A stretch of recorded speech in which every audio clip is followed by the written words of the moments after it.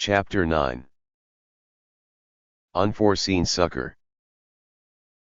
The late October day dawned with a warm, steady breeze out of the south. The air was soft as the air of latter May, and the sun as kindly warm and bright. Mary Larrabee, in honor of the tender, blue sky above her, put on a dress so white that it dazzled, so crisp that it rustled with every step like an autumn wind among the gay leaves.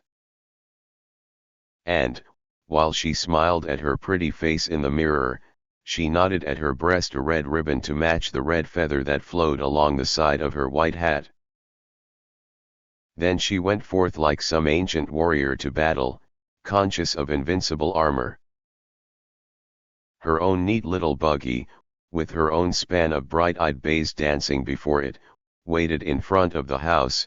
They whirled her off down the road so fast that the heart of her mother came into her throat. She would have called a warning after her girl, but in her heart was a sublime conviction that no living creature could possibly have the will or the power to injure Mary Larrabee. As for Mary herself, in those rounded young arms of hers there was ample power to keep the bays in hand, or, if they wished to dash off at too reckless and bounding a trot, she could soothe and control them with her voice. For she had owned them since the day they were foaled, and she had raised them to know and to love her whistle, her voice, and her hand. She could have brought them back to a more sedate gait, but there was no love of sedateness in Mary Larrabee. That clear tan on her face and on her small, strong hands told of many a wild drive and many a wilder gallop through all weathers and over all manner of roads. And across the bridge of her tip-tilted nose there was still a suggestion of the mottling of freckles that had been so prominent during her girlhood. Sedate. She only waited until she had turned the corner of the hill, and then she let her dainty-footed mares go. And they went like the wind, while she laughed them on to greater efforts. She darted around sharp curves on two wheels, and with a shout she roared across shaking bridges. She flashed through Boontown, joyously conscious of drawing eyes after her on either side of the one real street. When she stopped before the jail, the bays were dripping and entirely willing to pause, but still.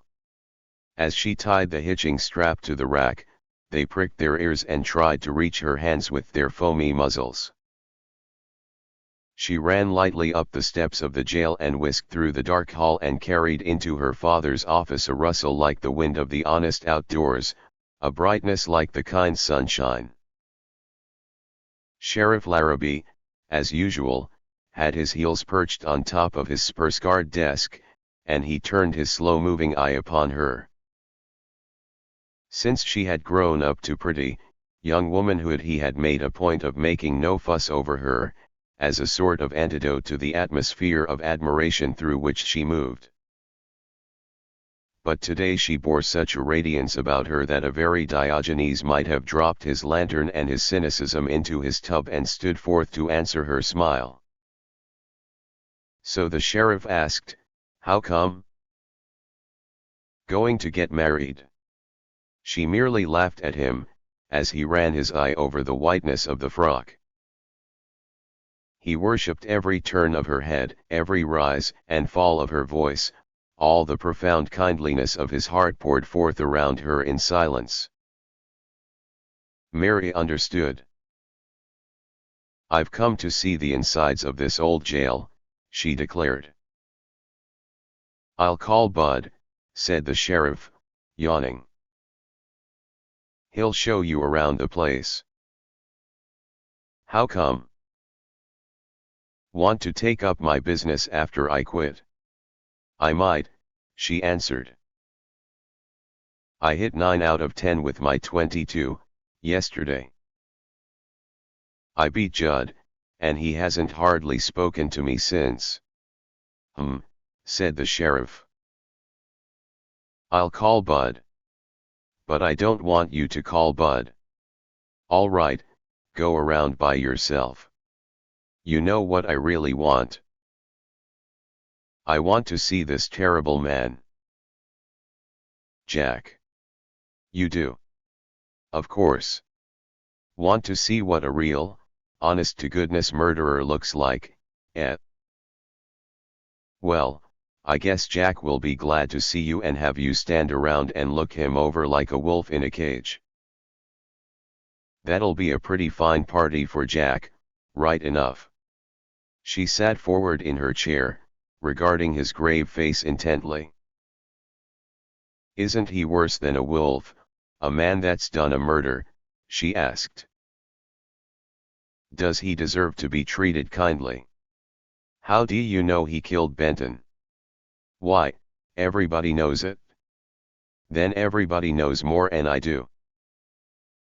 And I'll tell you this, he's going to be treated like a white man, right up to the time that 12 men say he's done a murder.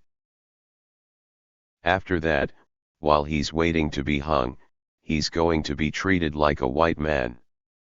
Again. If a girl or a boy of mine. He broke off in his tirade, staring ominously at her. Mary Larrabee sat back in her chair, nodding. You like him, don't you? She asked. Why? He's a man, said the sheriff. He had your brothers and me under his gun once, and he didn't shoot to kill, but just to warn off. Keep that idea in your head, Mary. She grew pale at the thought. You still want to see him? I want to see him and thank him, she said eagerly. Why, Dad, how could such a man be a murderer? She did not quail before the grim accusation which the world had placed against Montaigne. Suddenly she was asking, has he a ghost of a chance of proving himself innocent? I dunno, replied the sheriff, but he don't seem to care. He stopped hoping, what with the crowd yowling to get at him, and that little sneak, Levine, badgering him. Jack don't seem to care whether he lives or dies. When a gent stops being interested in life, he's about through. She bowed her head. In the Boontown paper she had read every word of the damning evidence against Montaigne.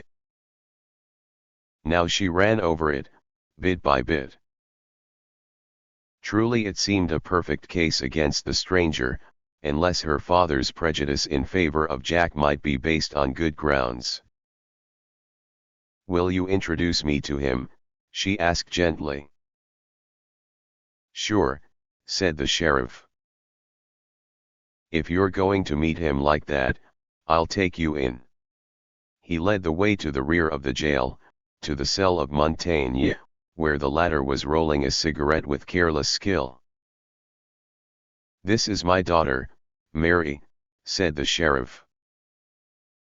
I been telling her how you played white, when we were giving you a run, and she thinks she's got something to thank you about. I'm going back in front, Mary.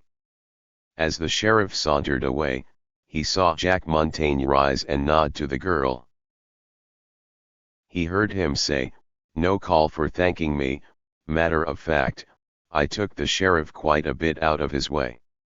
And he grinned as he spoke. There's nerve, muttered the sheriff.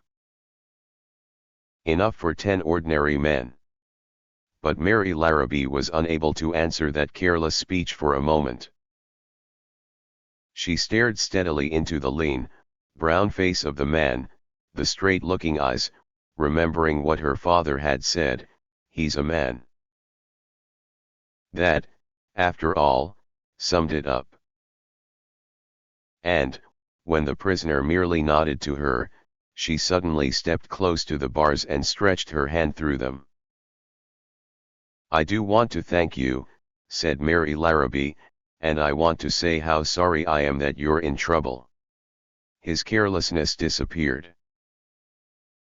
He straightened, flushing to the roots of his hair, and, advancing slowly, took her hand. "Mighty good of you to come in to say that," he said huskily. She waved that idea away.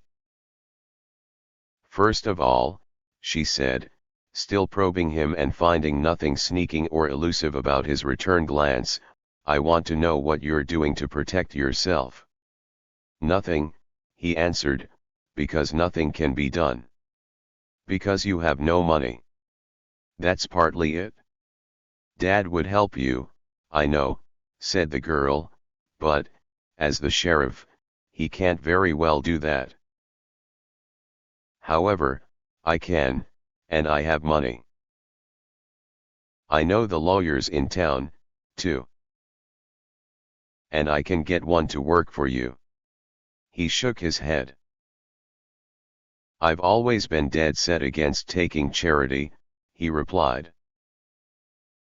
"Will you tell me only one thing?" she pleaded. "Will you simply tell me that you didn't do this horrible, impossible thing?" He watched her for a moment, with a singular hunger, but at length he shook his head with decision. "It's no use," he said, "because there's nothing that can help me, and I've made up my mind not to speak again." "That's a final decision?" "Absolutely." "Then," she answered, "I'll tell you that I'm perfectly convinced that you didn't do it. I know you didn't do it, and I'm going to prove to the world that you didn't." The flush grew darker and darker on his face, as his eyes expanded. "It's plumb easy to see," said Jack Montaigne, "that you're your father's daughter. He's the squarest shooter I ever met, and you sure take after him.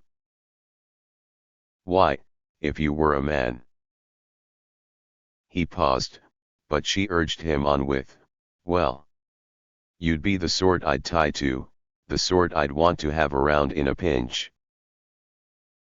But the way it stands, well, there's just one good thing you can do, and that's to forget all about me." He was so calm about it that the tears rushed to her eyes. To hide them she turned abruptly away, waved her hand to him, and ran out to find her father. The latter was walking up and down outside the jail, scuffing up the sand and studying it absent-mindedly. "I've made up my mind to fight for him," said the girl, on fire with enthusiasm. "There must be some way." "Most like," said her father carelessly. "Most like there is. Never can tell when something will turn up." Up and down they walked, past the side of the long, low building. She knocked her shoe against a bright bit of metal and stooped and picked up an old house key.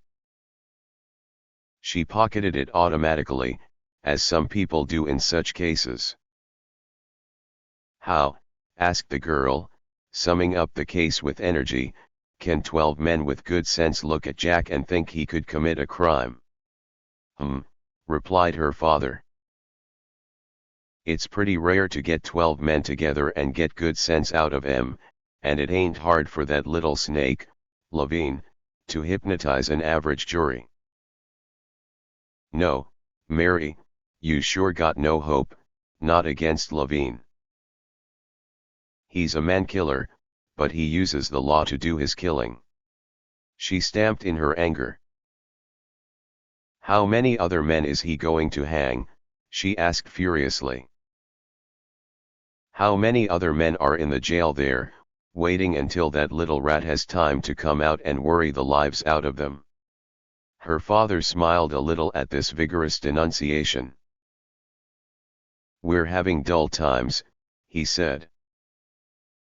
"Only one other gent in the jail, and that's the hobo, Mississippi Slim."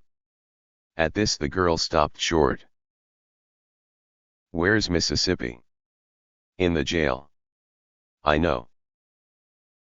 "I know, but what cell?" "Got an idea?" "I don't know, but, for heaven's sake, tell me."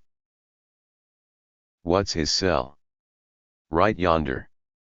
He pointed to a grating a few paces away.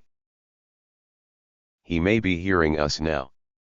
"Oh," exclaimed Mary Larrabee, "it's turning my brain upside down." "Is there a chance?" "Of what?" "Nothing," said Mary, and she bolted for her buggy in front of the jail, running with the speed and the grace of a boy.